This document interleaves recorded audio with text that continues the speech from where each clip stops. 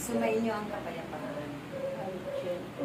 Pagbahagihan kayo ng kapayapaan ng kanilang Diyos. Sapagkat ang araw na ito ay inyong napagtalunan ang alalahanin sa bawat letra at nakatatak sa banal na kasulatan na inyong inaawit dahil doon kayong lahat ay pinupuspos ng aming kapatiran sa pamamagitan ng pagninilay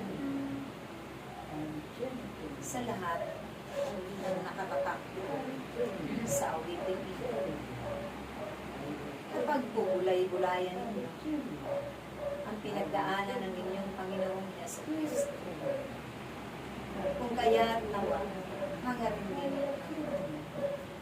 na kung kayo man ay dumating sa inyong buhay, paglilingkod, na dumanas kayo at daranas ng mga kalirapan, mga pasanin. Ito'y inyong pasalamatan labis sa Diyos. Dahil sa pamamagitan mapapanuto kayo sa inyo. Pagamat nasa dapit hapon na ang inyong mga buhay, marami pa kayong hindi alam at nalalaman na napakahalagang mga bagay na nararapat ninyo pahalagahan. Dahil itinuturing namin ito sa iyo sa pamamagitan ng kanyang mga aral at katuruan.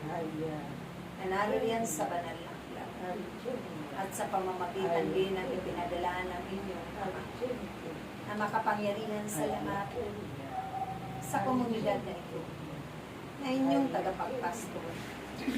Marami kayong matututunan mabubuting bagay at ito man ay patuloy ninyong ibabahagi at ipapalaganap sa sanlibutan. Hindi lamang maliligtas ang bawat angkan, hindi lamang sasagana ang bawat angkan. Pagkus kayo ay madaragdagan ng kaalaman at karunungan, katinunuhan na nagmumula sa Diyos. Dahil ang karunungan na nagmumula sa Espiritu Santo at sa kapangyarihan ng Diyos ay tunay at tiyak na kailanman hindi ito naglalaho magpakailanman sa inyo. Ay tatanim ito sa inyong mga puso at malangahan. At yan din ay uuspog, lalago sa pamamagitan ng inyong mga pagsuko na may pag-ibig at kababaan ng loob sa Diyos na makapangyarihan sa inyo. Kayong lahat na tinipon ng Diyos sa araw na ito, hindi man ninyo ito pinangalan, subalit ito yung kalooban ng Diyos na maganap sa inyong mga buhay. At ito rin ang kanyang itinakda sa bawat buhay niyo. Dahil paman nang kayo'y nasa sinapupunan pa lamang ng inyong mga magulang sa sanlibutan. Tunay ang takda na kayo ng Diyos. At sa pamamagitan ng kanyang pagtawag, malaon man, paulit-ulit, ay hindi man ninyo pa namamalayan at naririnig ito. Siya'y nagtakda ng araw at panahon upang ang mga bagay nito ay inyong mapahalagaan.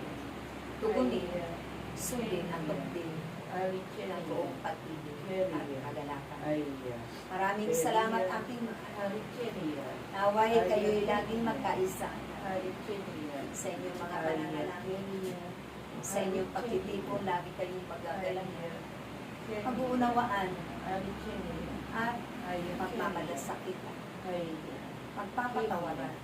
Dahil ito'y napakamahalaga bunga ko na narapat pagsumikapan na isa pamungay na tawag pinalaga ng Diyos at napag-ibig sa sanlibutan.